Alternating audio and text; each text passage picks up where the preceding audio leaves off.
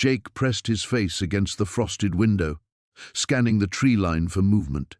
The wind howled like a wounded animal, driving snow horizontally across the clearing where he'd built his sanctuary. Nothing moved except the storm itself, but those tracks remained burned into his memory, size 11 boots with distinctive tread patterns that had circled his cabin like a predator marking territory. He stepped back and checked the modified brass chamber at the heart of his fireplace design. The metal gleamed with an almost supernatural warmth, its surface etched with Professor Martinez's precise calculations. Inside, a small handful of pine scraps burned with impossible efficiency, somehow generating enough heat to warm the entire 1,000-square-foot space. The secret lay in Martinez's breakthrough, a revolutionary air circulation system that recycled and amplified thermal energy using principles that challenged basic thermodynamics. The old professor had whispered about it during their final meeting, his hands shaking as he passed Jake the rolled blueprints. "They'll kill for this," Martinez had said, eyes darting toward the lab windows. "Fossil fuel companies, military contractors, anyone whose empire depends on energy scarcity. Promise me you'll keep it safe." 2 days later, Martinez was dead, incinerated in what investigators called an electrical fire. But Jake had seen the security footage before it disappeared. 2 men in dark suits entering the building an hour before the blaze. The same men who'd been asking questions around campus about the professor's research. So Jake had run. First to his uncle's cabin in Colorado, then deeper into the wilderness when strangers started nosing around there too. Finally, he'd pushed into Glacier's most remote back country, betting his life that the brutal terrain would protect him better than any security system. For 3 months, it had worked. He'd survived on fish from the icy streams, wild berries he'd preserved before the first freeze, and the occasional rabbit stupid enough to venture near his snares. The fireplace had been his salvation. Its incredible efficiency meant he could stay warm while barely disturbing the forest around him. No massive woodcutting operations to reveal his location. No smoke plumes visible for miles. Jake pulled Martinez's journal from its hiding place beneath a loose floorboard. The leather binding crackled as he opened it, revealing pages dense with equations and sketches. Most of the professor's handwriting was in Spanish, but Jake had learned to decode the critical passages. The fireplace design was just the beginning. Martinez had envisioned entire cities heated by networks of these devices, powered by nothing more than organic waste and fallen timber. The economic implications were staggering. Energy independence for developing nations. The end of heating poverty in cold climates, clean, sustainable warmth that could liberate millions from dependence on fossil fuels. It was the kind of breakthrough that could reshape civilization. It was also the kind of breakthrough that threatened trillion-dollar industries. Outside, something metallic clanged against the cabin's north wall. Jake froze, listening. The wind could have blown debris, but metal didn't grow on trees. He grabbed the hunting knife he'd bought in the last town before disappearing and moved toward the sound. Through the window he glimpsed a flash of movement, dark fabric against white snow. His heart hammered as he realized the truth. They weren't waiting for the storm to pass. They were using it as cover. Jake looked at the fireplace, its bronze chamber glowing like a technological heart. Whatever happened next, he couldn't let them have it. The world needed this technology, but it needed to emerge safely in the right hands, not stolen by corporations that would bury it to protect their profits. The wind died suddenly, leaving an ominous silence. In that quiet moment, Jake heard the unmistakable sound of footsteps crunching through snow, moving steadily toward his door. The storm hit 3 days after Marcus vanished, dumping 18 inches of fresh powder across the Bitterroot Valley. Sheriff Kate Morrison stood at her office window, watching the snow blur the world into a white haze, and tried not to think about what those conditions meant for a missing person case. Her radio crackled. "Sheriff, we've got visitors!" Kate turned to see Deputy Jim Reeves escorting 2 men through the station's front door. The first was tall and lean, wearing an expensive wool coat that screamed city money. His companion was broader, moving with the controlled grace of someone accustomed to violence. Neither looked like they belonged in Clearwater Falls. "Sheriff Morrison?" The tall man extended a manicured hand. "I'm David Chen, representing Thermex Industries. This is my associate, Mr. Kozlov." Kate didn't shake the offered hand. "Little early for insurance investigators, isn't it? We haven't even found a body." Chen's smile never wavered. "Mr. Vaughn was a valuable employee. We're simply concerned about his welfare. Valuable enough to send corporate suits into a blizzard?" Kate studied the men. In 15 years of law enforcement, she'd developed a keen sense for when people were lying. These two practically radiated deception. "What kind of project?" "I'm afraid that's confidential. Trade secrets, you understand." Kozlov spoke for the first time, his accent thick and Eastern European. "The young man, he had papers with him, yes? Documents?" "We haven't found Mr. Vaughn or any belongings yet." Kate kept her voice neutral. "The search teams are grounded until this weather breaks." Chen reached into his coat, producing a business card. "When you do locate him, please contact us immediately. Time is rather critical." After they left, Kate found herself staring at the card. Thermex Industries had offices in Seattle, Denver, and Calgary. She booted up her computer and ran a quick search. The company specialized in industrial heating systems, with contracts spanning from Arctic oil platforms to military installations. Interesting work for a young man who'd seemed more interested in theoretical physics than practical applications. Her phone rang. "Sheriff Morrison?"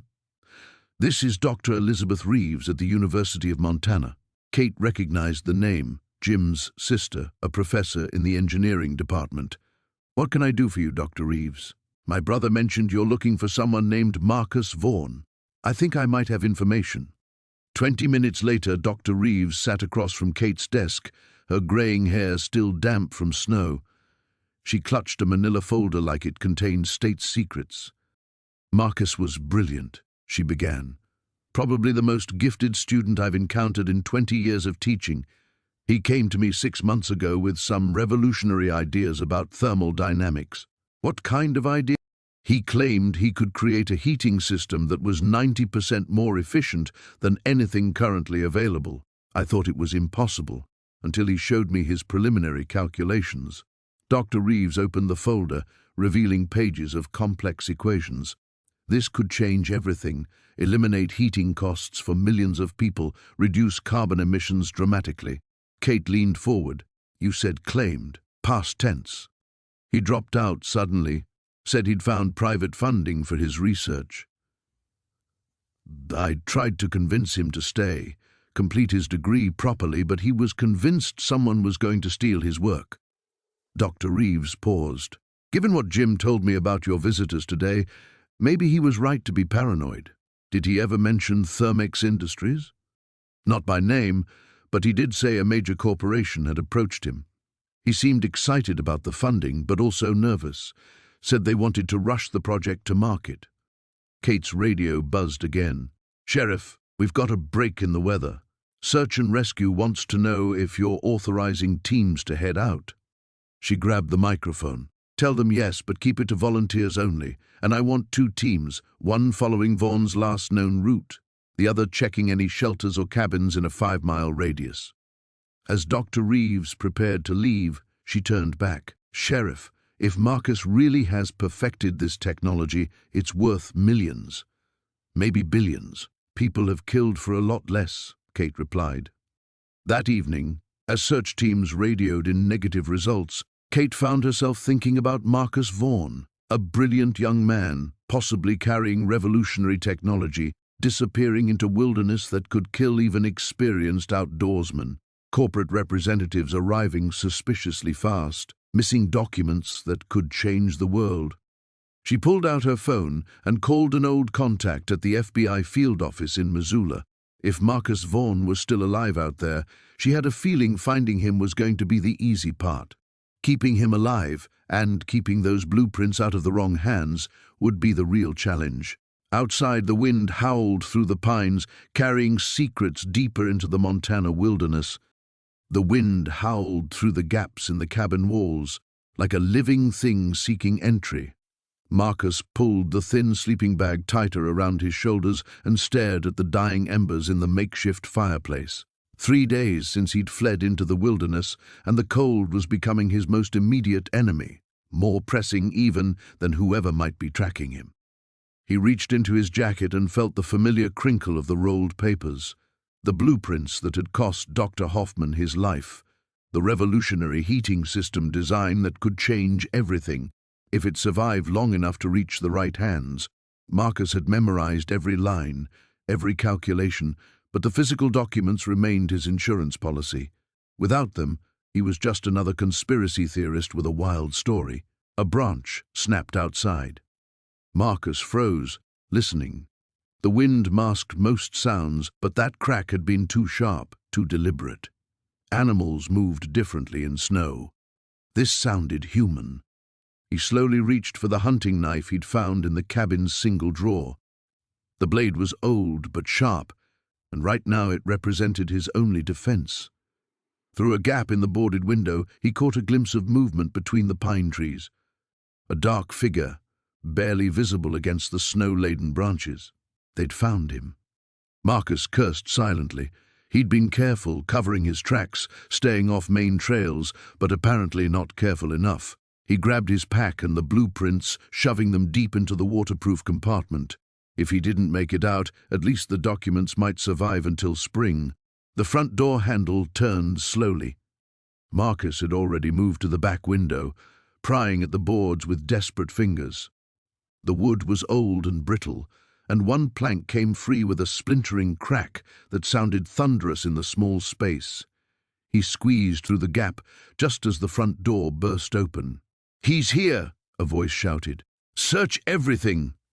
Marcus dropped into the snow behind the cabin, the cold immediately soaking through his jeans. He belly-crawled toward the tree line, using the wind to mask the sound of his movement. Behind him, he could hear multiple voices, at least 3 men tearing apart his temporary shelter. "Find those blueprints." The voice carried authority, someone used to being obeyed. "Tear the place apart if you have to." Marcus reached the trees and risked a look back. Through the cabin's front door, he could see the beam of a flashlight sweeping the interior. These weren't random thugs. They moved with military precision, coordinated and professional. Corporate security, maybe, or worse. He turned and pushed deeper into the forest, using the thick tree trunks to shield his movement. The snow was knee-deep here, making each step exhausting, but he had no choice. Behind him, angry voices indicated they'd discovered his escape route. The pursuit began in earnest. Marcus had maybe a 10-minute head start, but they had better equipment and probably knew these woods better than he did. His only advantage was desperation, and the storm that was beginning to intensify. Snow fell harder now, thick flakes that would help cover his tracks, but also made visibility nearly zero. He stumbled through a creek bed, the ice-cold water shocking his system, but providing a brief respite from the deep snow. Following the water downstream, he hoped it might confuse his trail. The wind carried shouts from behind, but they seemed more distant now. Maybe the storm was helping after all. After 20 minutes of brutal hiking, Marcus found another structure. Not a cabin this time, but an old hunting blind built into a cluster of rocks. It wasn't much, but it would block the wind and hide him from casual observation. He crawled inside and tried to control his breathing, listening for sounds of pursuit. Nothing but wind and snow. He checked the blueprints again, making sure they were still secure and dry. The technical drawings showed a heating system unlike anything currently in production, one that could provide unlimited clean energy for residential and commercial use. Dr. Hoffman had called it his life's work, a way to revolutionize how humanity stayed warm while protecting the environment. Now men were willing to kill for it. Marcus thought about the lab explosion, about Dr. Hoffman's final words, "Trust no one in the company. Get these to Sarah Chen at MIT. She'll know what to do." The old scientist had pressed the blueprints into Marcus's hands with his dying breath, making him promise to keep them safe, a promise that was proving harder to keep than he'd imagined.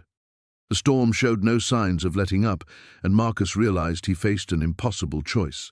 Stay hidden and risk freezing to death, or keep moving and risk capture by the men hunting him. Either way, the odds weren't good.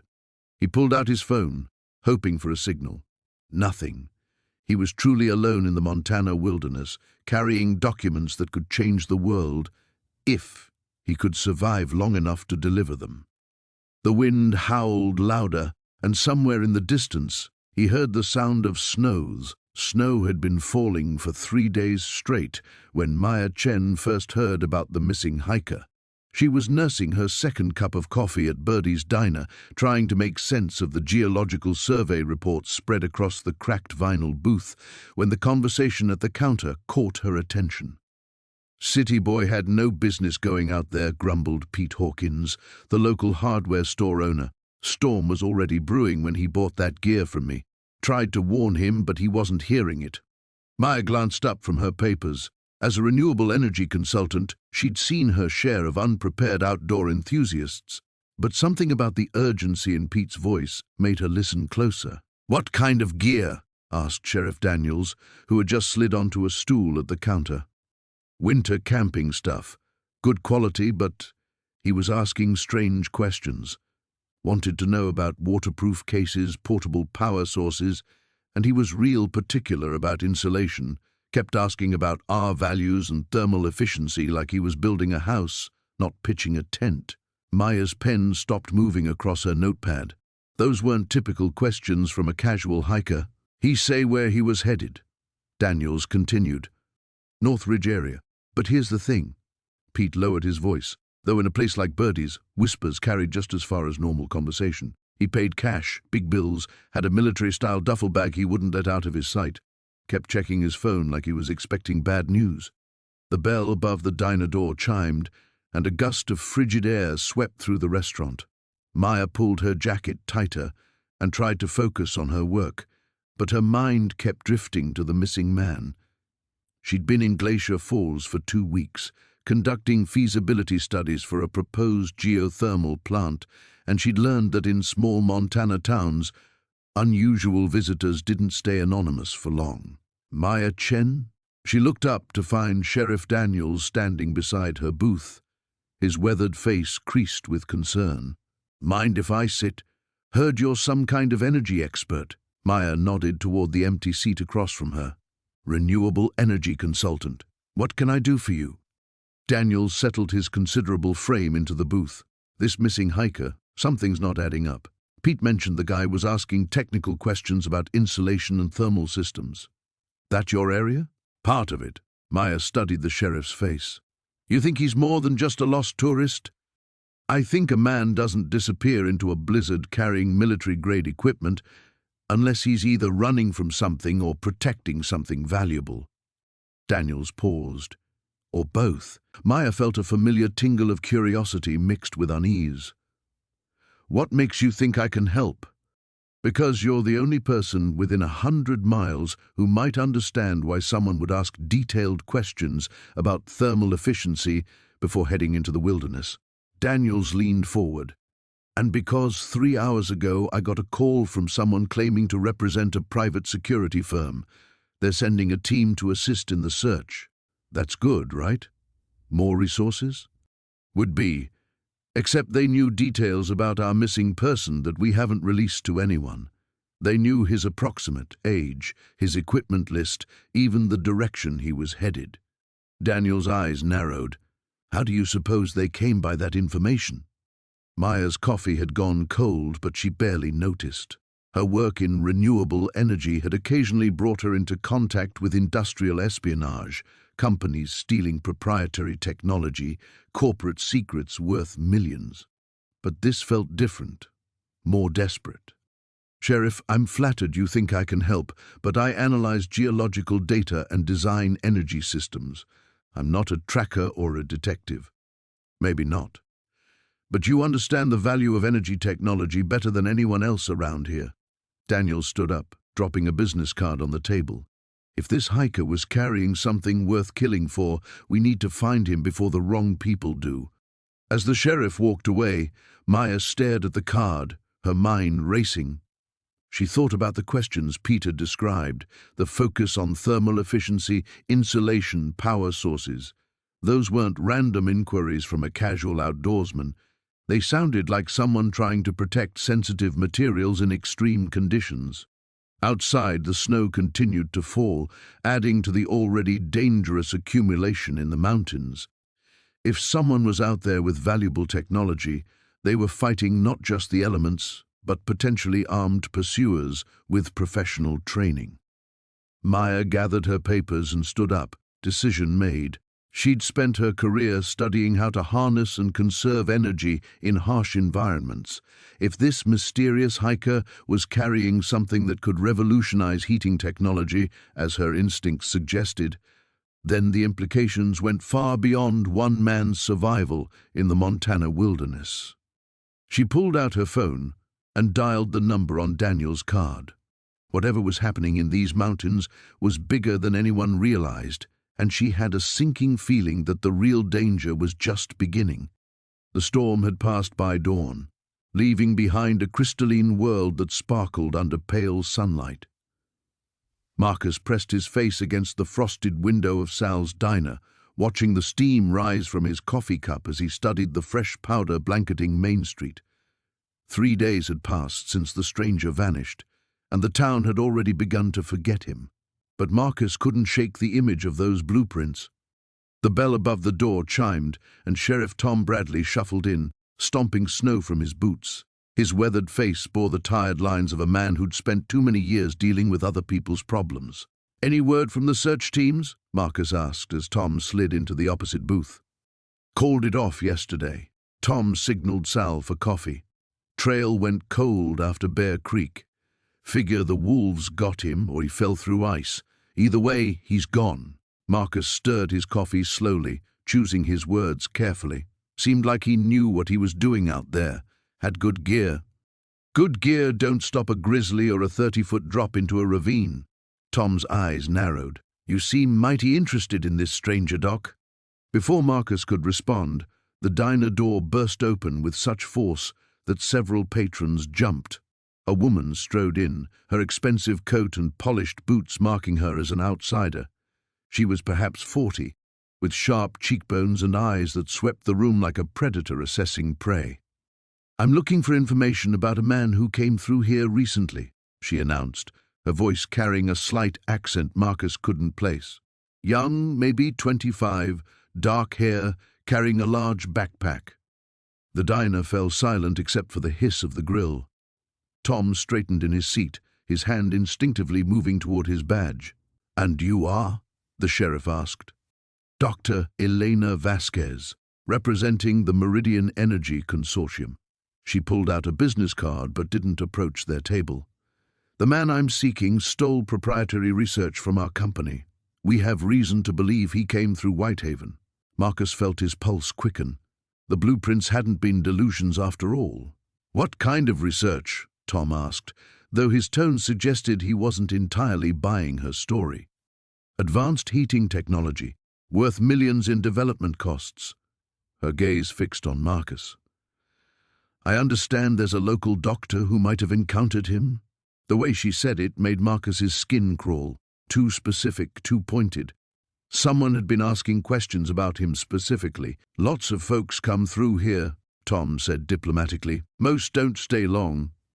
Dr. Vasquez reached into her coat and produced a photograph. Even from across the room, Marcus recognized the face immediately. The stranger, but younger, cleaner, standing next to sophisticated laboratory equipment. "His name is David Chen. He's brilliant but unstable. The technology he stole could be dangerous in the wrong hands." She moved closer to their table. "If anyone has seen him, or if he left anything behind, we're offering a substantial reward for information." Marcus kept his expression neutral, but his mind raced. The blueprints were still hidden in his clinic, rolled up behind a filing cabinet where he'd stashed them after that strange night. Something about this woman's story felt rehearsed, too convenient. "How substantial?" asked Sal from behind the counter, curiosity overriding caution.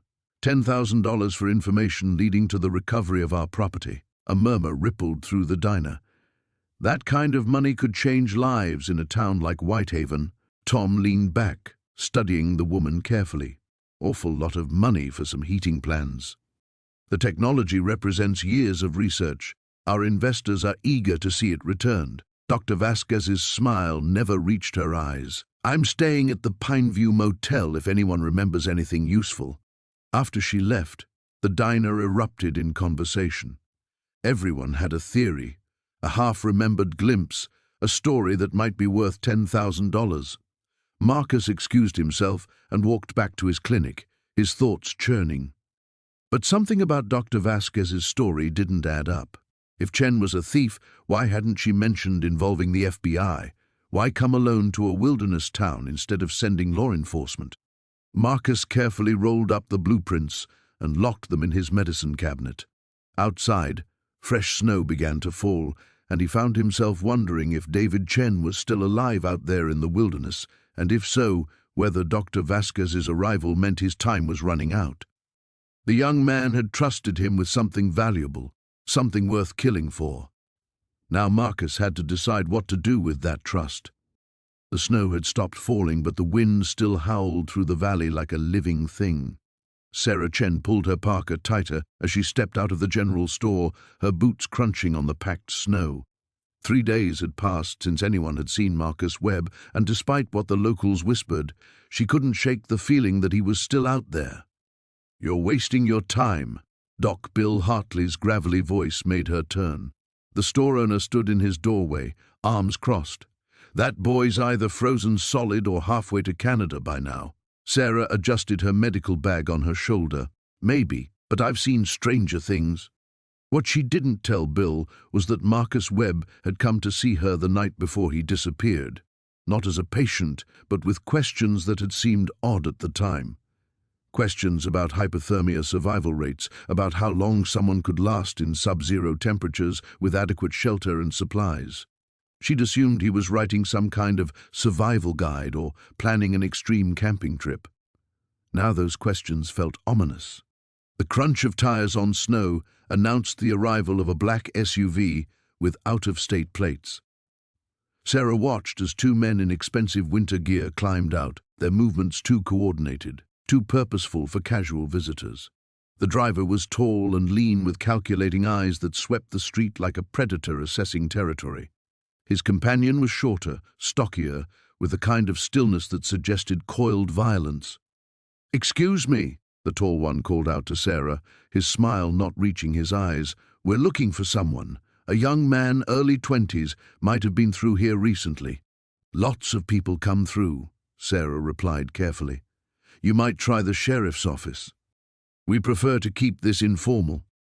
The man's smile widened, showing too many teeth. "Marcus Webb. He's a family friend. We're concerned about his welfare." Sarah's pulse quickened, but she kept her expression neutral. Something about these men set every instinct screaming. They weren't family, and they certainly weren't friends. "Sorry, can't help you." She turned to walk away, but the shorter man stepped into her path. "Maybe you could think a little harder, Doc. We really need to find him." The use of her title made her blood run cold. They'd been watching, asking questions. "I need to get going," she said firmly. The tall man nodded to his companion, who stepped aside. "Of course. But if you remember anything," he handed her a business card with only a phone number, "we'd be very grateful." Sarah pocketed the card without looking at it and walked toward her truck, fighting the urge to run. In her rearview mirror, she watched the 2 men enter the general store. Within minutes, they'd be talking to Bill, and Bill would tell them everything he knew about Marcus Webb's last day in town. 20 minutes later, Sarah was parked at the trailhead where Marcus had supposedly entered the wilderness. The official search had ended 2 days ago, called off due to weather, and the assumption that no one could survive this long in the brutal cold. But those men in the SUV had changed everything. They weren't here to rescue Marcus Webb. They were here to find him for reasons that had nothing to do with his welfare.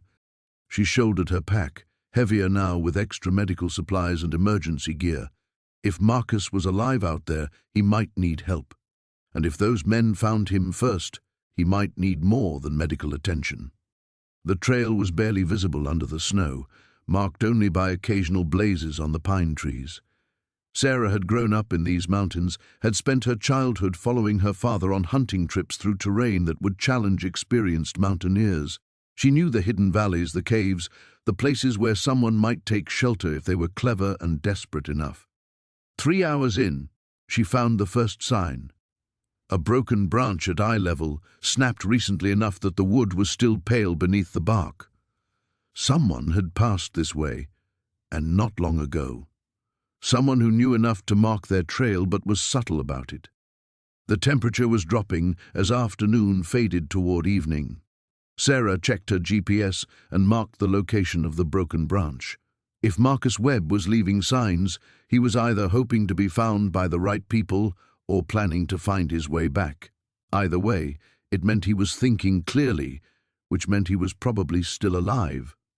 A distant sound made her freeze, the low rumble of snowmobiles echoing off the valley walls. The men from town had found transportation and were following her trail, or maybe they'd had the same idea about Marcus's route and were conducting their own search.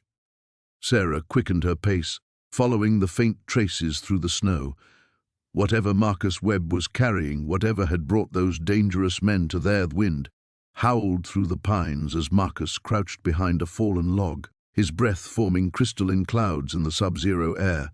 3 days had passed since he'd spotted the first set of tracks that weren't his own, boot prints too large and deliberate to belong to any casual hiker foolish enough to venture this deep into the wilderness during winter's peak. The thermal regulation system outlined in those papers could change everything. No more families choosing between heating and eating during brutal winters. No more elderly people dying in their homes because they couldn't afford utility bills. The technology was elegant in its simplicity, harnessing geothermal principles in ways that could work anywhere, even in modest residential applications. A branch snapped somewhere behind him, too sharp and sudden to be natural. Marcus pressed himself lower against the snow-covered ground, his pulse hammering against his throat. Through the mesh of pine boughs, he caught a glimpse of movement, a figure in military-grade winter gear, scanning the forest with practiced efficiency. They'd found him again. Marcus had learned to recognize the signs over the past week. These weren't search and rescue volunteers or concerned locals. They moved with tactical precision, used military hand signals, and carried equipment far beyond what any legitimate rescue operation would deploy. Someone wanted those blueprints badly enough to send professionals into conditions that had already claimed 2 experienced climbers this season. He waited until the figure moved past his position before carefully extracting himself from behind the log. His original plan to wait out the winter in the old mining cabin was clearly compromised. Somehow, they kept tracking him, despite his efforts to mask his trail and avoid obvious shelter locations. The realization hit him like a physical blow. They must have anticipated his route. Someone had studied his background, knew about his wilderness experience, maybe even his connection to this particular region. His childhood summers working his uncle's mining claims hadn't been as private as he'd assumed. Moving with calculated stealth, Marcus began working his way deeper into the forest, away from any trails or landmarks that might appear on standard topographical maps. The cold was becoming a serious factor now. His core temperature was dropping despite the specialized gear, and he could feel the early stages of hypothermia beginning to cloud his judgment. Behind him, voices carried on the wind, at least 3 distinct speakers coordinating their search pattern, professional, efficient, and closing the distance with each passing hour. Marcus reached into his pack and withdrew the satellite phone he'd been avoiding. Using it would reveal his position, but he needed help, and there was only one person he trusted completely. His fingers, stiff from cold despite his gloves, fumbled with the device as he powered it on.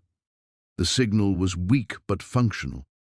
He typed a brief message to his cousin Jake, a Park Service ranger stationed 200 miles south. Package delivery urgent. Grid reference follows. Come alone. Tell no one. Before sending, Marcus hesitated. Involving Jake meant putting him in danger, but the alternative was worse. If these people recovered the blueprints, Dr. Kellerman's work would disappear forever, buried in some corporate vault or destroyed entirely. Too many powerful interests profited from energy scarcity to allow this kind of disruption. He sent the message and immediately powered down the phone. The next few hours were a deadly game of cat and mouse through increasingly treacherous terrain. Marcus used every technique his uncle had taught him about moving unseen through wilderness, staying below ridgelines, avoiding snow that would show clear footprints, using creek beds and rocky outcroppings to break up his trail. But his pursuers were good, better than he'd initially estimated. They anticipated his moves, cut off escape routes, and gradually herded him toward the higher elevations where exposure would become a more immediate threat than bullets. As darkness approached, Marcus found temporary shelter in a small cave behind a frozen waterfall. The ice formation provided both concealment and insulation, but he couldn't risk a fire that might give away his position. He huddled in his sleeping bag, sharing space with the pack containing humanity's potential salvation. Outside, the temperature was dropping toward 30 below. Even with his gear, he had maybe one more night before the cold became unsurvivable. His pursuers probably knew this, content to wait him out rather than risk a confrontation in the dark where his wilderness experience might give him an advantage. The snow fell harder now, thick flakes that caught in Marcus's beard and melted against his face as he pressed deeper into the wilderness. 3 days had passed since he'd left his truck at the trailhead, and the weight of the backpack, heavy with more than just survival gear, reminded him with every step why he couldn't turn back. Behind him, the sound of snowmobiles had faded hours ago, but Marcus knew they'd return. They always did. The men hunting him weren't the type to give up easily, not when they understood what he carried. The blueprints sewn into the lining of his pack represented more than revolutionary heating technology. They represented power, money, and the kind of paradigm shift that made people desperate. He'd been naive to think Dr. Elizabeth Kane would be satisfied with academic recognition. When she'd discovered his breakthrough in thermodynamic efficiency, her initial enthusiasm had quickly transformed into something darker. The confrontation in her laboratory still played in his mind like a broken record. Her voice, once warm with mentorship, had turned cold as winter steel. "You don't understand the implications, Marcus. This technology can't just be published in some journal. There are considerations, financial, partnerships, government contracts, national security implications." A branch snapped somewhere behind him, and Marcus froze. The forest had grown quiet except for the whisper of falling snow. No bird calls, no rustle of small animals, just the kind of silence that meant something large was moving through the woods. He slipped behind a massive pine and controlled his breathing, watching his back trail through the maze of tree trunks. 2 figures emerged from the white curtain of snow, moving with the practiced efficiency of professional trackers. They wore military-grade winter gear and carried rifles with scopes. Marcus recognized the taller one, Derek Morrison, Kane's head of security, a man whose background remained conspicuously vague, despite his prominent position at the university. "Trail's getting fresher," Morrison said, his voice carrying clearly in the still air. "Kids slowing down." His companion, a woman with sharp features and predatory eyes, knelt to examine Marcus's footprints. "He's favoring his left leg, probably twisted something on that slope 2 miles back. We'll have him before nightfall." Marcus's heart hammered against his ribs. They were right about his leg. He'd taken a hard fall crossing a creek, and the pain had been building steadily. But they were wrong about one thing. He had no intention of being caught. As the hunters moved past his hiding spot, Marcus waited until they disappeared into the trees before emerging. He couldn't keep running forever, not in this terrain, not with his injury worsening. He needed to change the game. 20 minutes later, he found what he was looking for, a narrow canyon with steep walls and only one way in or out. It was tactically dangerous, a potential trap, but it also offered something his pursuers wouldn't expect, a chance to control the encounter. Marcus pulled out his satellite phone, one of the few pieces of advanced technology he'd allowed himself. The signal was weak but sufficient. He scrolled through his contacts until he found the number he needed. "Sarah Chen," came the voice after 3 rings. "Sarah, it's Marcus. I need your help." A pause. Sarah was an investigative journalist who'd been researching energy industry corruption for years. She was also one of the few people Marcus trusted completely. "Marcus, where are you? Dr. Kane filed a missing person report, said you'd stolen proprietary research and might be having some kind of breakdown." "That's a lie, and you know it. Sarah, I need you to listen carefully. I'm sending you coordinates. If something happens to me, I need you to remember this location. What's going on? You're scaring me?" Marcus quickly explained about the blueprints, about Kane's threats, about the armed men currently tracking him through the Montana wilderness. As he spoke, he could hear the disbelief in Sarah's silence. "Check the university's recent funding sources. Look into Kane's new consulting contracts. Follow the money, Sarah. That's what you do best." The sound of approaching snowmobiles echoed off the canyon walls. They'd found his trail again, faster than expected. He ended the call and powered down the phone, then carefully wrapped it in waterproof material and wedged it into a crack in the rock wall. Whatever happened next, he'd created a backup plan. The snowmobile engines grew louder, and Marcus prepared for what might be his final stand. In his pack, the blueprints waited silently, a technology that could change everything if it survived the night. The wind howled through the pines as Sarah's headlamp cut through the pre-dawn darkness. She'd been tracking the stranger's footprints for 3 hours, following a trail that seemed to defy logic. Most people fleeing into the wilderness would head downhill toward the valley, seeking shelter and easier terrain. This man was climbing steadily upward into the heart of the Bitterroots. Behind her, Tom's labored breathing grew heavier with each step. The deputy wasn't built for this kind of pursuit, but Sarah had insisted on backup after finding the ransacked motel room.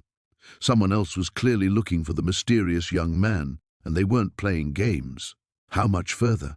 Tom wheezed, stopping to catch his breath against a massive Douglas fir. Sarah knelt beside a clear boot print in a patch of snow.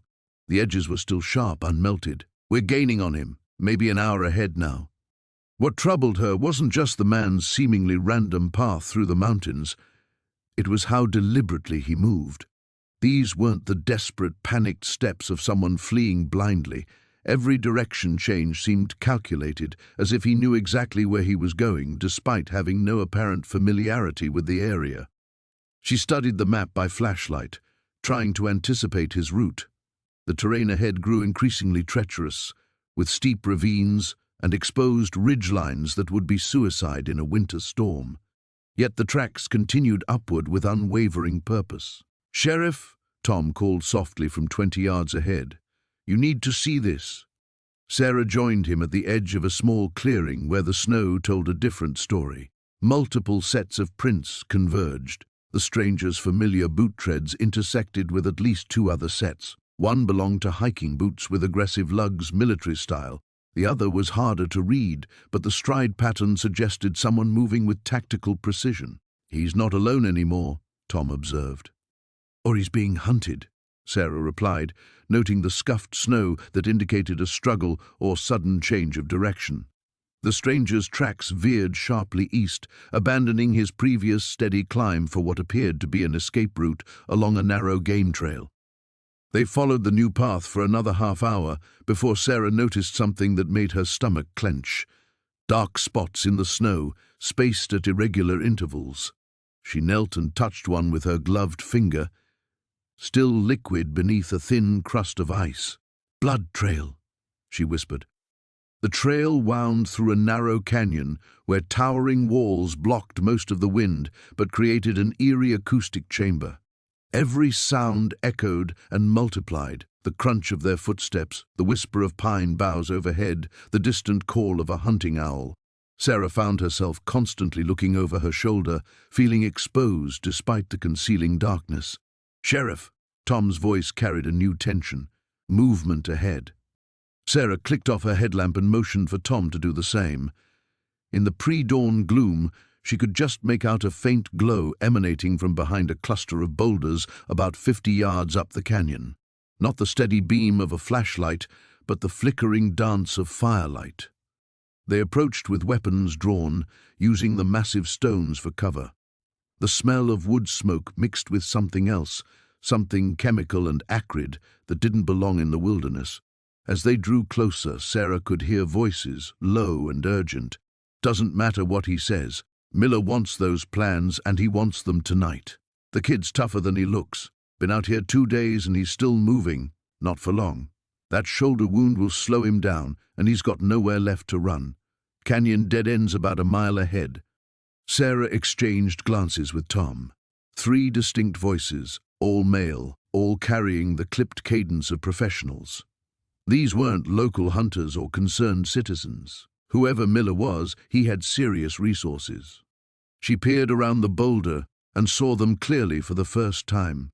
3 men in winter tactical gear gathered around a small fire built in the shelter of an overhang. Military-grade equipment, night vision goggles, weapons that definitely weren't standard hunting rifles.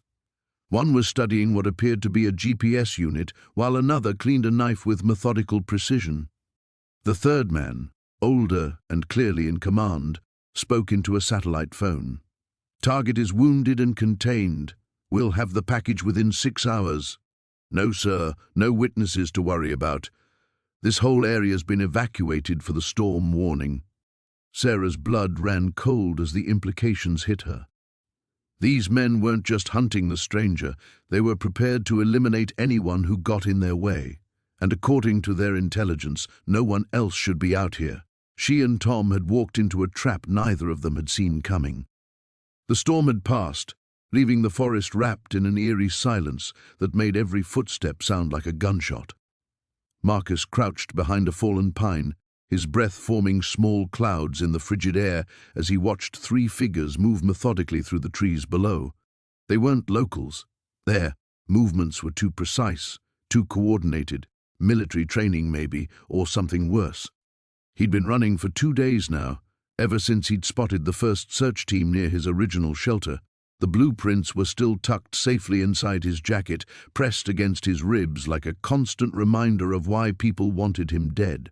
The revolutionary heating design that had cost Dr. Henley his life was now the only thing keeping Marcus alive.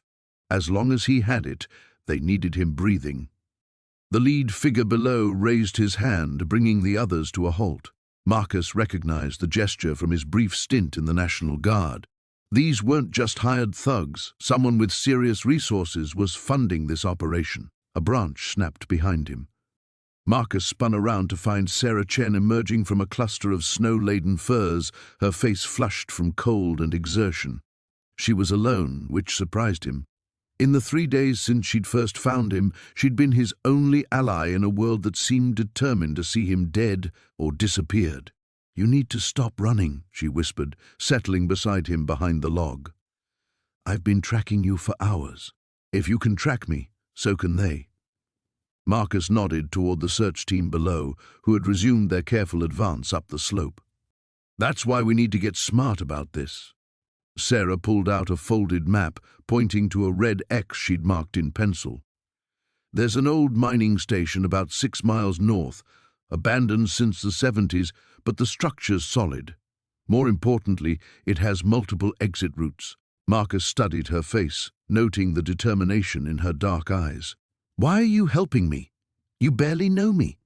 "Because I know them." She gestured toward the searchers. "The tall one with the beard? His name is Kozlov, former Spetsnaz. He works for Titan Industries now, their special acquisitions division." The name hit Marcus like a physical blow.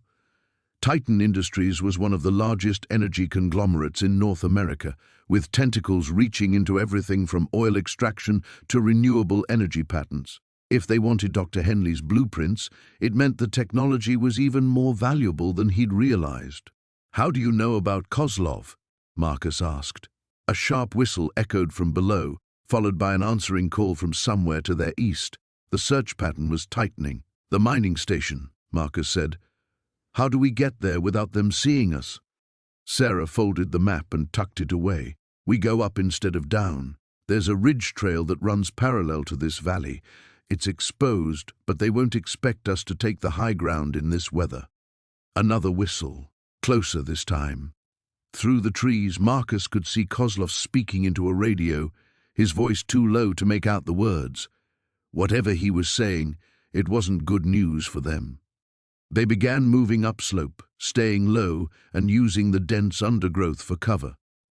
The temperature dropped noticeably as they climbed, and Marcus felt the familiar bite of altitude in his lungs. Behind them, he could hear the search team adjusting their pattern, spreading out to cover more ground. Halfway to the ridge, Sarah suddenly froze. She pointed ahead where a fourth figure stood silhouetted against the grey sky. This one was different, smaller, more agile-looking. As they watched, the figure raised what looked like a sniper rifle, scanning the tree line below. "Overwatch position," Sarah breathed. "They're not just searching anymore. They're setting up a kill zone." Sarah touched his arm and pointed to a narrow gully that cut across the slope to their right. It would mean exposing themselves for at least 30 seconds, but it might be their only chance. The radio chatter below grew more urgent. Time was running out. The wind howled through the canyon like a living thing, carrying with it the promise of another brutal storm. Marcus pressed himself against the rock face, his breath forming crystalline clouds that disappeared into the growing darkness. 3 days had passed since he'd discovered the tracking device in his pack, and sleep had become a luxury he couldn't afford. Below him, the beam of a flashlight swept across the snow-covered ground. They were getting closer. He'd counted at least 4 different voices over the past 2 days. Professional, efficient, coordinated. These weren't local search and rescue volunteers stumbling through the wilderness. These people moved with purpose, communicated in clipped phrases, and seemed to know exactly where they were going. Marcus shifted his weight carefully, feeling the waterproof tube containing the blueprints press against his ribs. The heating system design that had consumed 3 years of his life. The breakthrough that could change everything. It had also made him a target. But how had they found him so quickly? And more importantly, how much did they really know? A branch snapped somewhere to his left. Marcus froze, every muscle tensing as he scanned the tree line. The flashlight beam below had stopped moving, its owner apparently listening for the same sound. For 30 seconds, the canyon held its breath. Then the light resumed its methodical search pattern. He needed to move. The small cave he'd been using as shelter was less than a quarter-mile away, but reaching it meant crossing an exposed stretch of ridge. In daylight, it would be suicide. In this darkness, with storm clouds building overhead, it might be his only chance. Marcus began his descent, placing each foot with deliberate care. The rock was slick with ice, and a single misstep would send him tumbling into the canyon below. Assuming the fall didn't kill him outright, the noise certainly would. He'd learned to read the mountain's moods over the past weeks, understanding which surfaces would hold and which would betray him. 20 feet down, his boot found a loose stone. It skittered away into the darkness, and Marcus pressed himself flat against the cliff face, waiting. The flashlight beam swung upward, probing the shadows where he clung like a spider. He could hear voices now, urgent whispers echoing off the canyon walls. Movement on the north face. "I don't see anything. Check the thermal scanner." Thermal scanner. Marcus felt his stomach drop. They weren't just tracking him, they were hunting him with military-grade equipment. Whatever organization wanted the blueprints had serious resources at their disposal. The beam moved on, but Marcus remained motionless for another 5 minutes. When he finally continued his descent, every shadow seemed to hide a threat, every sound carried the promise of discovery. At the bottom of the canyon, he found fresh boot prints in the snow, size 11 deep treads, military issue. The prints led toward his cave. They'd found his shelter. Marcus crouched behind a fallen log, studying the terrain ahead. The cave entrance was dark, no telltale glow of flashlights from within. Either they'd already searched it and moved on, or they were waiting inside. Both possibilities carried their own dangers.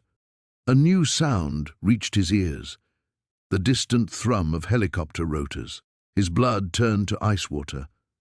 They were bringing in air support. Whatever head start he'd managed to maintain was about to evaporate.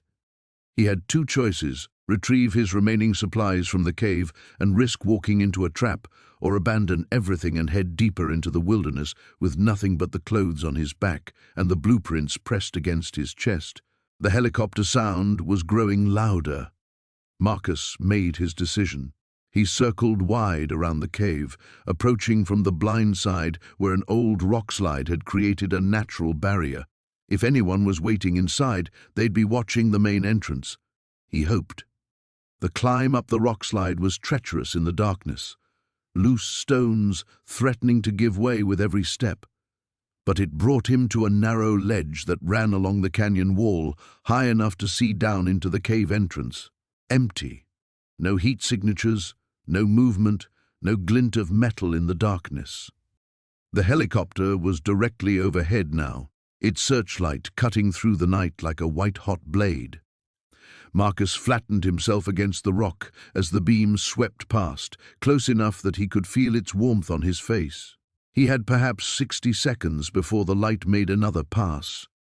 Moving with desperate efficiency, he rappelled down to the cave entrance and slipped inside. His pack was exactly where he'd left it, along with his sleeping bag and the small camp stove that had kept him alive through the worst of the cold. But something was wrong. The arrangement was too perfect, too undisturbed.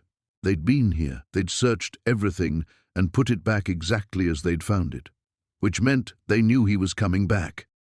The sound of the helicopter was fading, but Marcus could hear new sounds now, voices approaching from multiple directions, the careful coordinated movement of a closing net.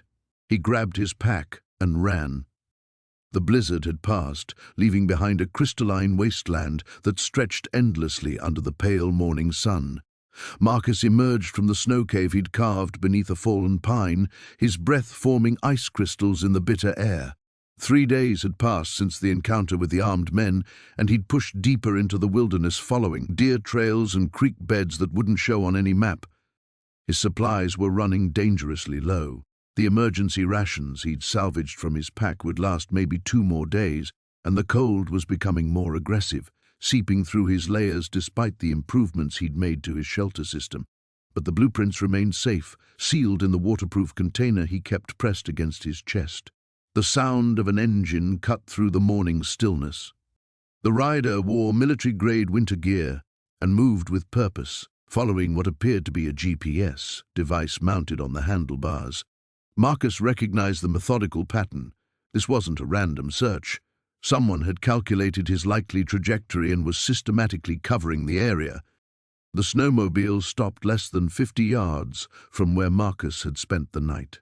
The rider dismounted, pulled out a device that looked like a handheld scanner, and began sweeping it in slow arcs across the snow.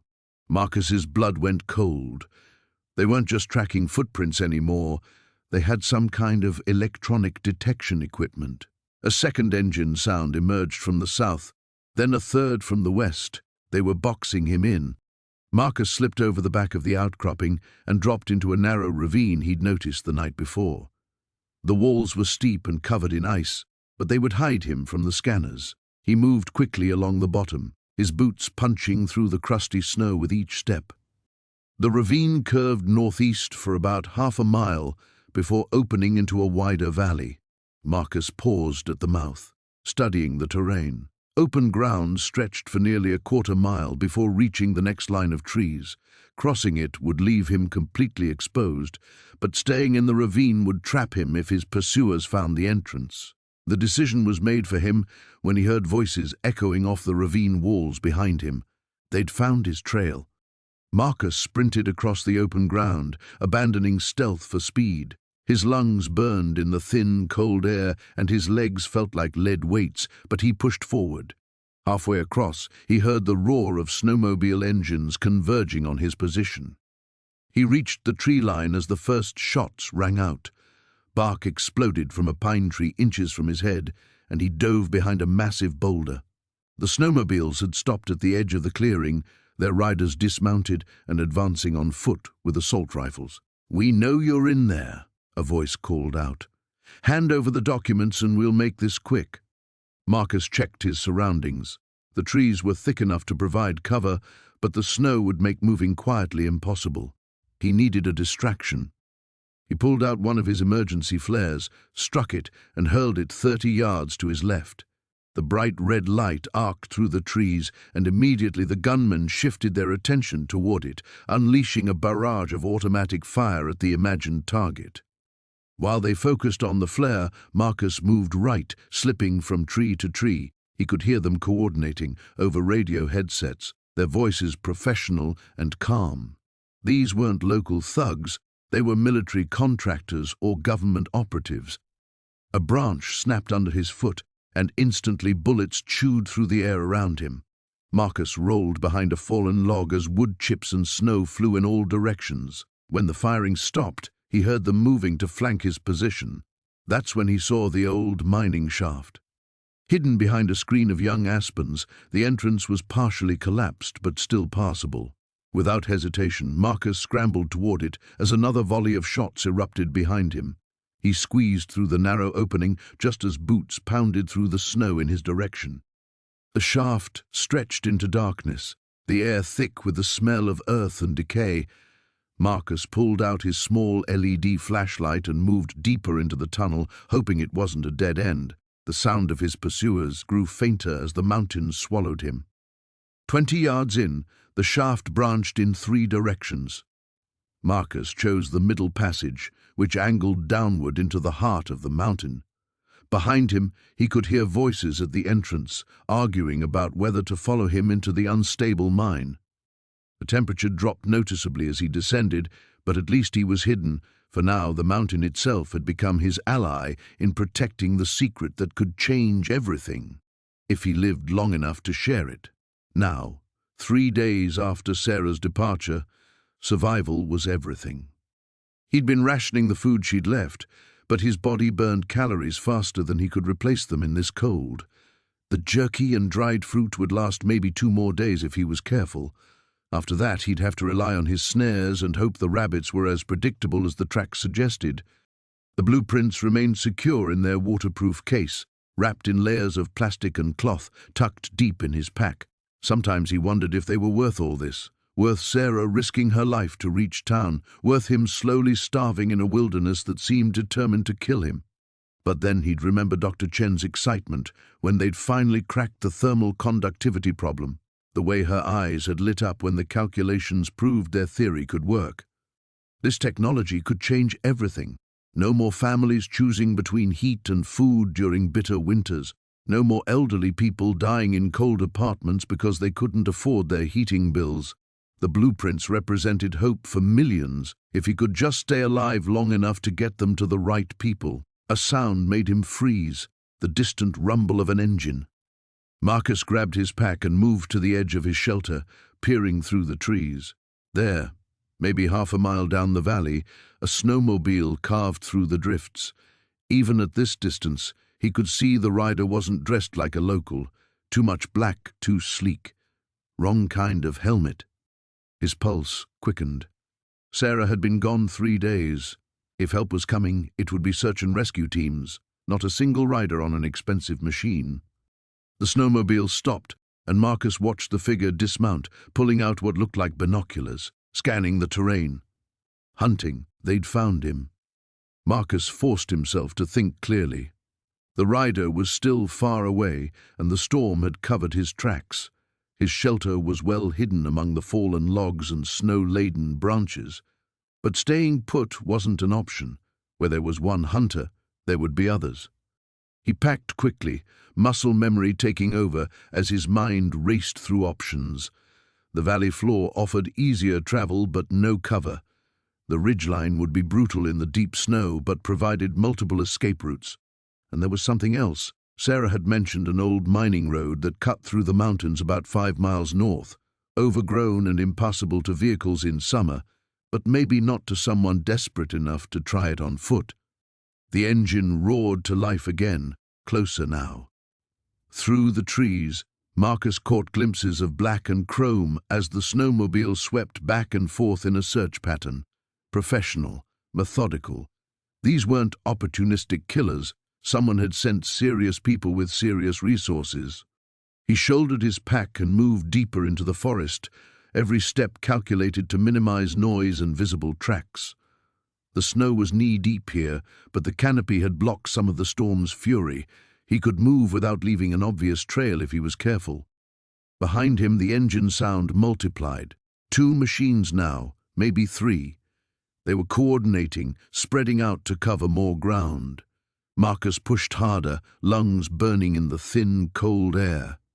The trees began to thin as he climbed, and soon he was breaking through crusty snow that came up to his thighs.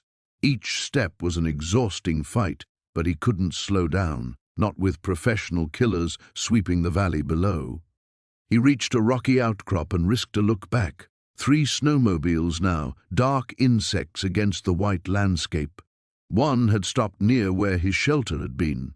As he watched, a figure in black dismounted and began examining the area. Marcus turned and kept climbing. The ridge was still 200 yards above him, but once he reached it, he'd have options. Multiple valleys branched off from the main spine of the mountains. He could lose them in the maze of peaks and couloirs if he could just reach high ground before they spotted him. His legs screamed with each step, and the pack felt like it weighed twice what it should. The altitude was getting to him. He was probably close to 8,000 feet now, and his body was already stressed from days of minimal food and constant cold. But the blueprints in his pack drove him forward. Sarah was counting on him. Dr. Chen was counting on him. Millions of people who didn't even know this technology existed were counting on him. He reached the ridge as the sun touched the western peaks, painting the snow blood red.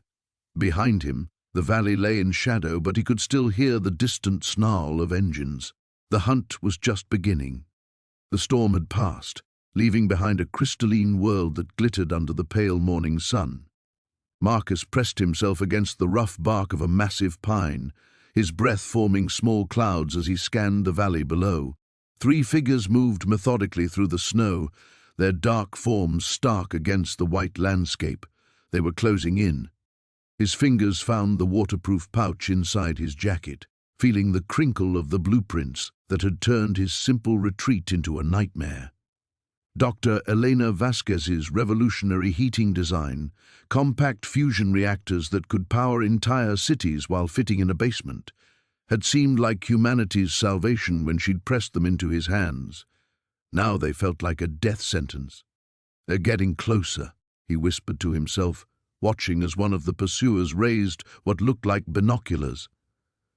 Marcus had learned to recognize their leader by his methodical pace and the way the others deferred to him. The man had introduced himself as Collins during their first encounter 3 days ago, speaking with the polite authority of someone accustomed to getting what he wanted through fear.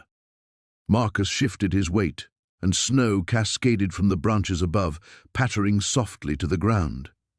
The sound seemed thunderous in the morning stillness. He froze, watching as one of the figures below turned toward his position. Even at this distance, he could see the man reaching for something at his belt.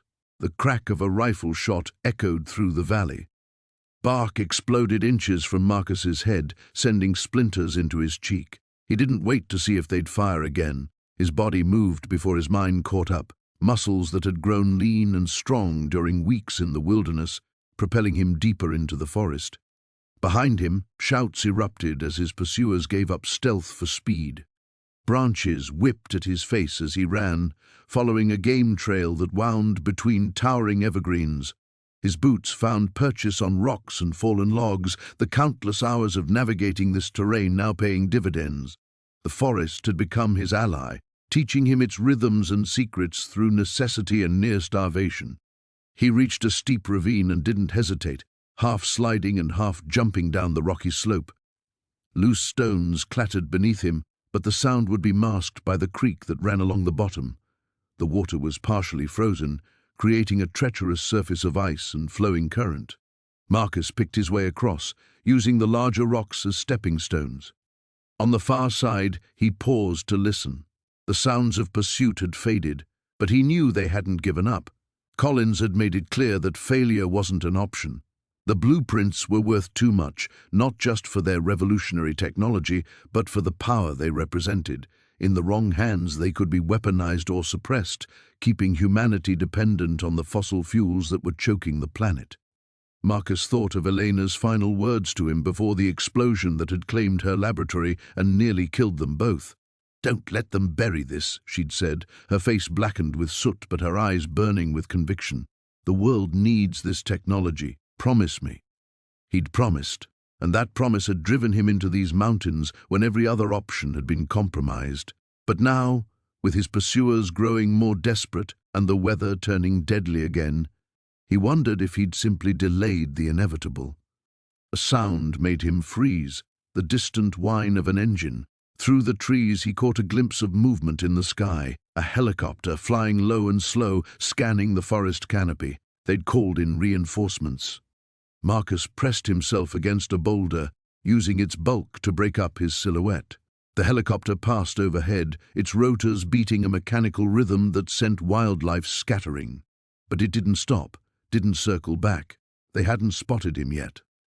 When the sound faded, Marcus began moving again, this time heading upslope toward a series of caves he'd discovered during his second week in the wilderness. The entrance was concealed behind a curtain of ice-covered vines, invisible unless you knew exactly where to look. Inside, the cave system extended deep into the mountain, offering multiple escape routes and places to hide. As he climbed, Marcus pulled out the small satellite phone he'd been saving for emergencies. The battery was nearly dead, but he might have enough power for one call. His fingers hovered over the keypad, considering his options. The number Elena had given him was supposed to connect him with allies, scientists and activists who could get the blueprints to the right people. But every transmission was a risk, a beacon that could lead his enemies straight to him. The cabin trembled as another gust of wind slammed against its weathered walls. Maya pressed her back against the door, her breath coming in sharp puffs that crystallized in the frigid air. Through the gaps between the logs, she could see shadows moving in the whiteout beyond, too deliberate to be wildlife, too persistent to be her imagination. "They found us," she whispered to Ethan, who was frantically stuffing the blueprints into a waterproof pouch. His fingers, already numb from the cold, fumbled with the seal. "How many?" Ethan's voice was steady despite the circumstances. 3 months in the wilderness had stripped away any pretense of civilized fear, leaving only the raw instinct to survive. The blueprints crinkled as Ethan secured them against his chest, beneath his layered clothing. The revolutionary heating design that had started as his grandfather's obsession had become his curse, drawing killers into the Montana wilderness like moths to flame. He'd thought the brutal winter would be his greatest enemy, but human greed had proven far more deadly than any blizzard. A sharp crack echoed from the rear of the cabin, someone testing the back wall's integrity. Maya grabbed the rifle they'd taken from the first mercenary they'd encountered 2 days ago. She'd never killed anyone before that moment, but when faced with a choice between her life and his, her body had moved without conscious thought. "The tunnel," Ethan said, nodding toward the corner, where they'd discovered a crude escape route carved by some long-dead trapper. "We can reach the ravine if we move now. In this storm, we'll freeze to death in minutes. Better than burning to death in here." As if summoned by his words, the acrid smell of kerosene began seeping through the walls. Orange light flickered beyond the shutters. Maya's decision came instantly. She kicked aside the wooden crate concealing the tunnel entrance and dropped to her knees. "You first. If something happens to me—" "Nothing's happening to you." Ethan's hand found her shoulder, squeezing once before he disappeared into the narrow passage. The tunnel reeked of earth and decay, barely wide enough for their shoulders. Behind them, the cabin began to burn in earnest. Maya could hear voices shouting over the wind, angry, frustrated voices that promised violence if their quarry escaped again. She army-crawled through the tunnel, her elbows scraping against frozen soil, following the sound of Ethan's movement ahead. They emerged into the storm like refugees from hell itself, covered in dirt and gasping the shocking cold air. The ravine stretched before them, a black gash in the white landscape that offered both salvation and death. Without proper equipment, the descent would be treacherous. With armed killers behind them, it was their only choice. "Stay close," Ethan shouted over the howling wind. "If we get separated—" "We don't get separated." Maya's voice carried a finality that brooked no argument. She'd lost too much already. Her comfortable life in Denver, her belief in human decency, her naive faith that doing the right thing would be enough. She wouldn't lose him too. They half slid, half fell down the ravine's steep wall, using exposed roots and rock formations as handholds. Behind them, the burning cabin cast dancing shadows that made the storm seem alive with malevolent spirits. The mercenaries would discover the tunnel soon enough, but the fire might buy precious minutes. At the bottom of the ravine, a frozen creek bed stretched into darkness. Ethan paused, consulting an internal compass he developed during his months alone in the wilderness. East leads to the highway, but they'll expect that. West goes deeper into the mountains. How deep? Deep enough that following us becomes suicide. Maya looked back up the ravine. Flashlight beams were already probing the rim, searching for their escape route. For them or for us? Both. Ethan's honesty was brutal but necessary. But I know these mountains now, they don't. Without another word, they turned west into the heart of the wilderness.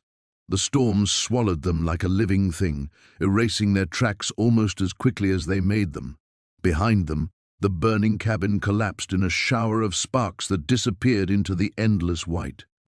As they struggled through knee-deep snowdrifts, Maya found herself thinking about the blueprints pressed against Ethan's chest. Revolutionary heating technology that could change the world if they lived long enough to share it. The irony wasn't lost on her that they were fighting to preserve something that promised warmth while slowly freezing to death in a Montana blizzard. The wind carried voices from behind them, distant but persistent. Their hunters wouldn't give up easily. Too much money was at stake. The abandoned mining camp appeared through the swirling snow like a ghost town materialized from the storm itself. Jake pressed himself against the weathered boards of what had once been a bunkhouse, his breath forming ice crystals in the bitter air. Through the gaps between buildings, he could see movement, dark figures systematically searching the structures, their flashlight beams cutting through the darkness. He counted at least 4 of them, maybe more. Marcus had found him again, despite the careful route Jake had taken through the backcountry. The man's resources seemed limitless, his determination absolute. Jake's hand moved instinctively to the waterproof pouch inside his jacket, where the blueprints remained safely sealed.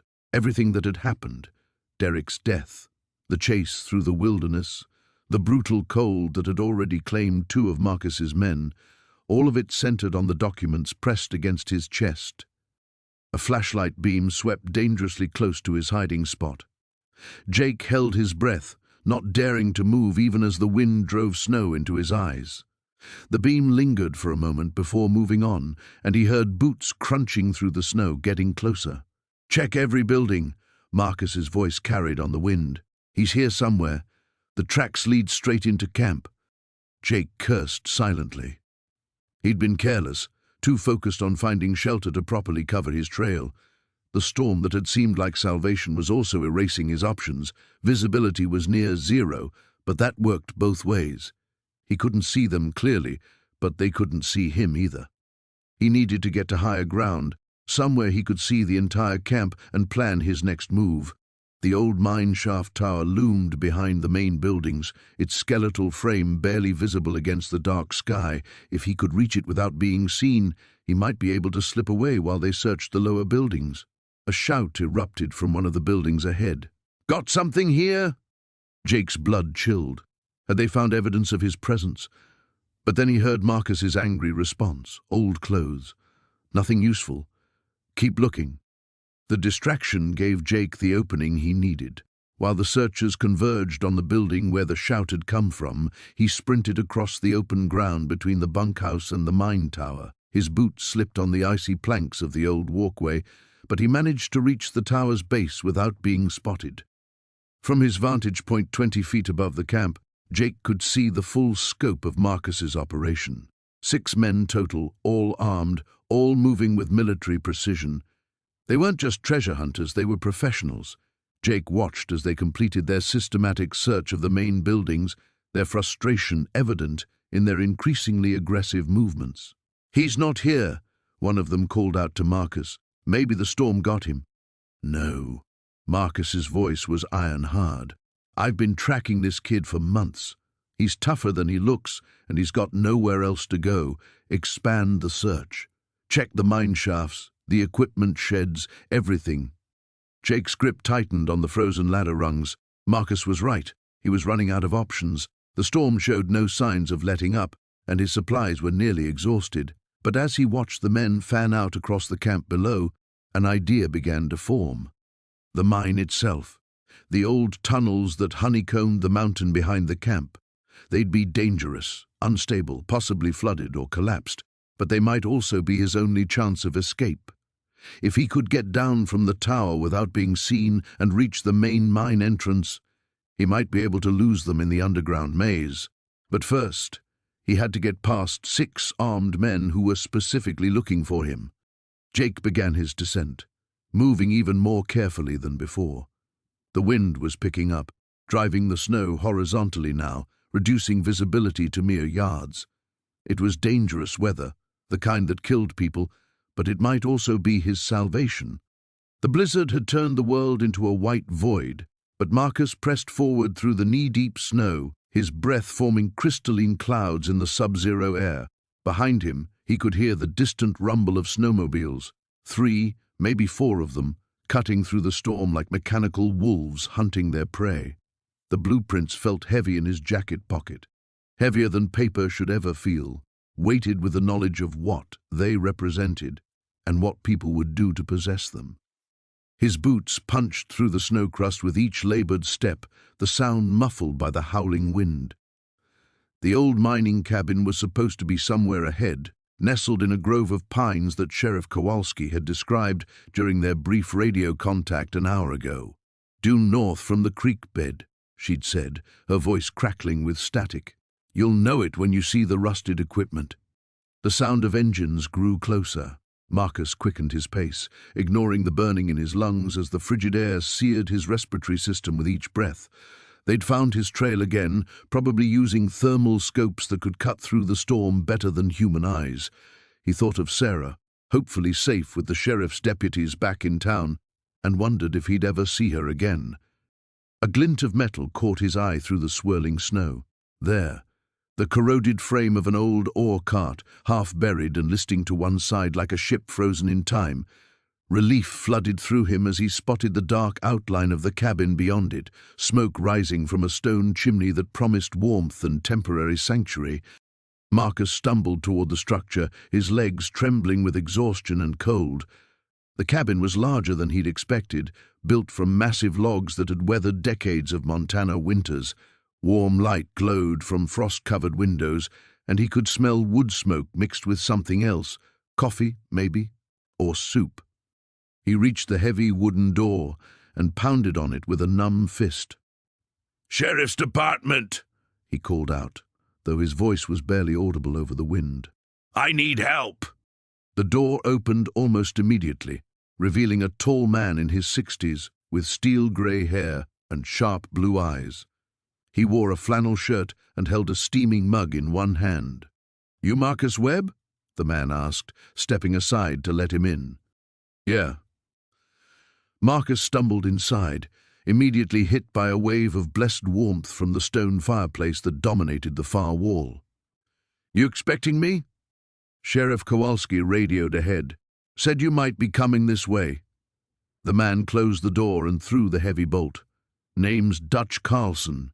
Used to work these mines before they played out." "Got company coming," Marcus said, pulling the blueprints from his jacket and holding them closer to the fire to dry. 3 or 4 snowmobiles, maybe 10 minutes behind me." Dutch's expression hardened. He set down his mug and moved to a gun cabinet near the radio. "Friends of yours?" "Hardly. They've been trying to kill me for the better part of a week." Marcus watched as the older man unlocked the cabinet and withdrew a lever-action rifle. "I'm carrying something they want very badly." The sheriff mentioned that. Something about revolutionary heating technology? Dutch worked the rifle's action, checking the chamber. Revolutionary doesn't begin to cover it. Marcus carefully unfolded one corner of the blueprints, revealing intricate diagrams of crystalline structures and thermal dynamics equations. This could change everything, end energy poverty, revolutionize how we heat our homes. But in the wrong hands. The distant whine of engines cut through the storm, closer now. Dutch moved to the window and peered out through a gap in the frost. 4 machines, like you said. They're spreading out, trying to surround the cabin. Marcus felt his stomach clench.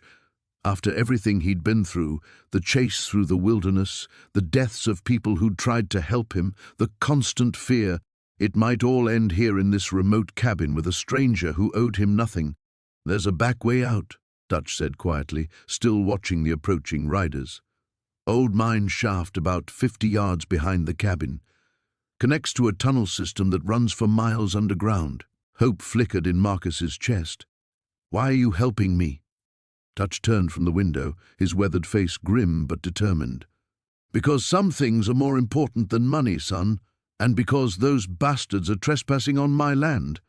The blizzard had intensified to a whiteout fury, but Marcus pressed forward through the knee-deep snow, his breathing ragged in the thin mountain air. Behind him, the abandoned mining facility disappeared into the swirling darkness. The blueprints were secure in his waterproof pack, but he knew Donovan's men wouldn't be far behind, even in these conditions. His boots crunched through the crusted surface as he followed what he hoped was still the old logging road. The wind howled like a living thing, driving ice crystals into his exposed face despite the makeshift mask he'd fashioned from his torn jacket. Every few steps, he paused to check his compass, though in this whiteout, navigation was more hope than science. A mechanical whine cut through the storm's roar. Snowmobiles.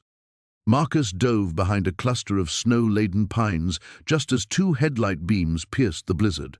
The machines moved slowly, their riders hunched against the wind, but they were following his trail with methodical precision. He counted at least 4 figures spread across 2 machines. "There!" one of them shouted over the engine noise.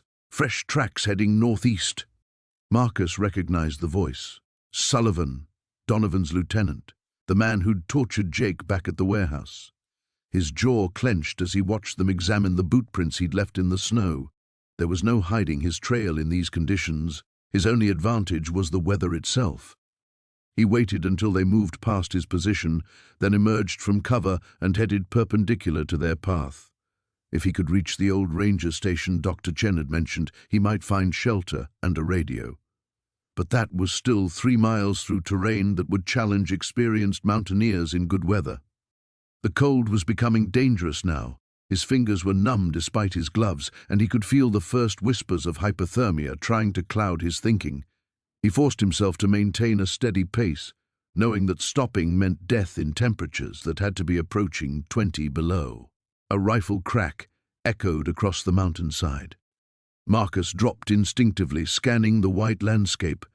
Had they spotted him, or were they shooting blind? A second shot answered his question. A bullet whined off a tree trunk just feet from his position. "I see him," Sullivan's voice carried on the wind. 200 yards, moving toward the ridgeline. The snowmobiles roared to life, engines screaming as they tried to navigate the increasingly treacherous terrain. Marcus abandoned stealth for speed, plunging down a steep slope that would be impossible for the machines to follow. Behind him, he heard cursing and the sound of men dismounting.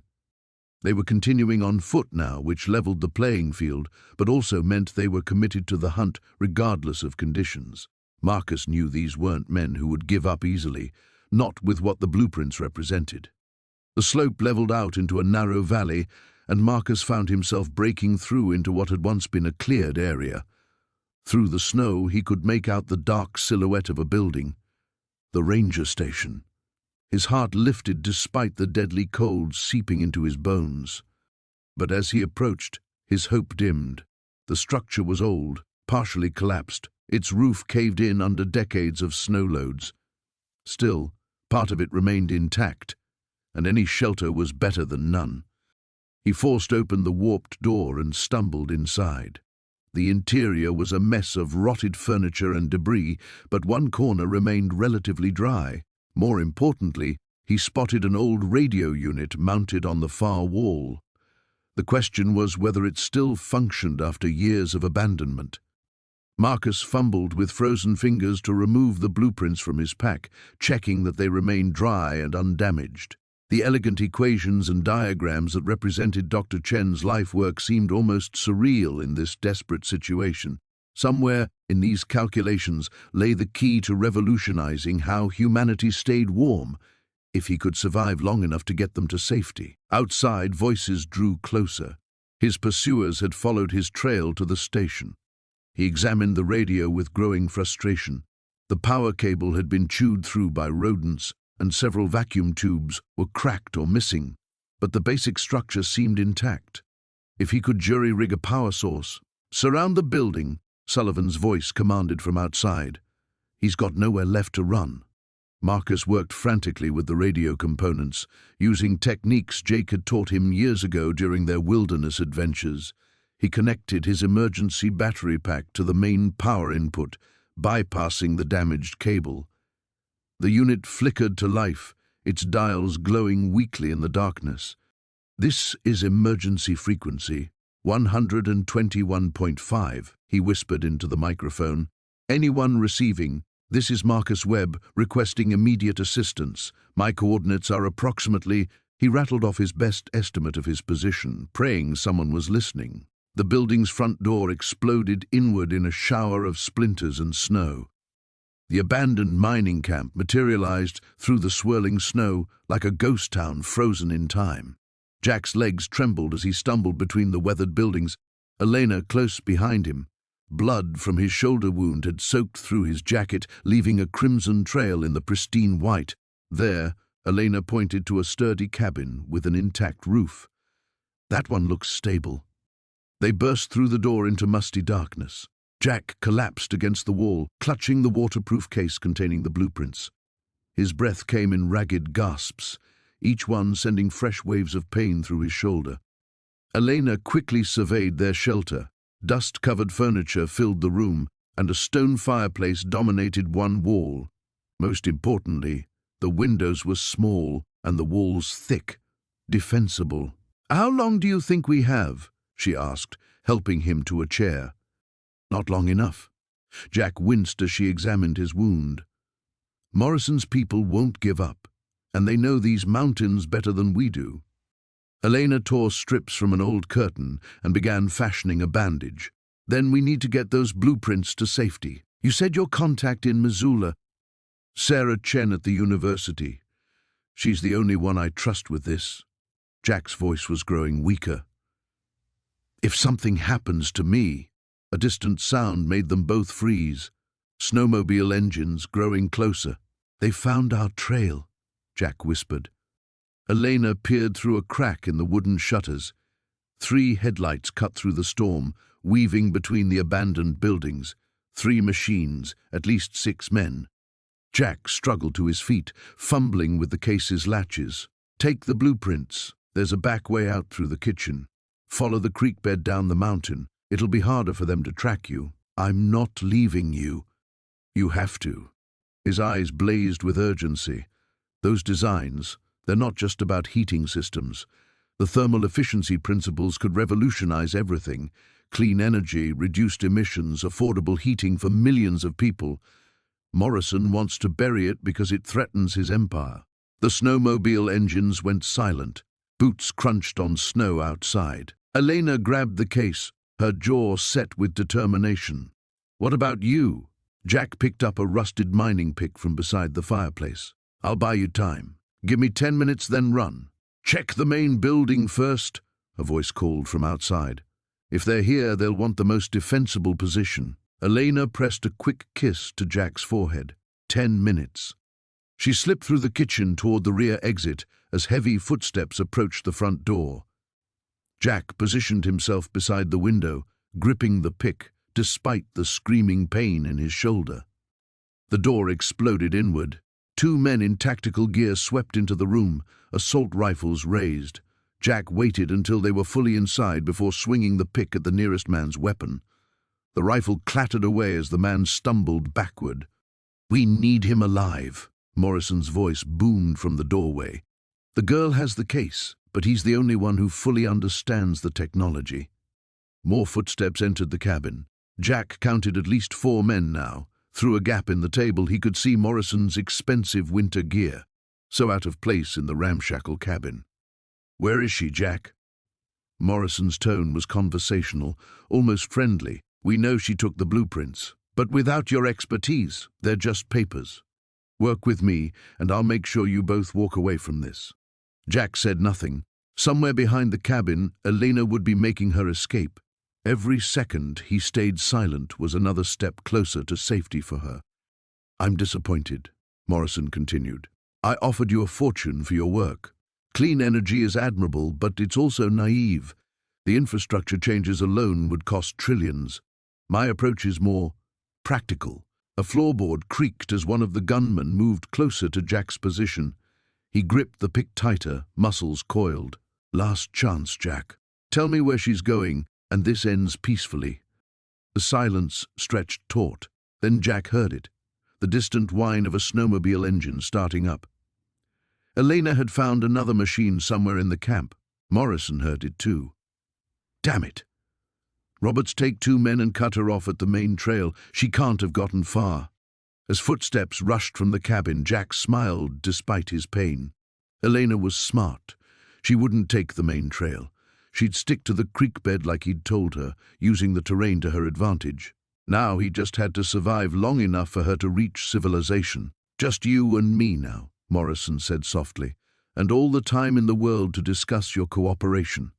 The blizzard had passed, leaving behind a crystalline world that sparkled under the dawn's sun. Marcus pressed his back against the cave wall, clutching the leather portfolio to his chest.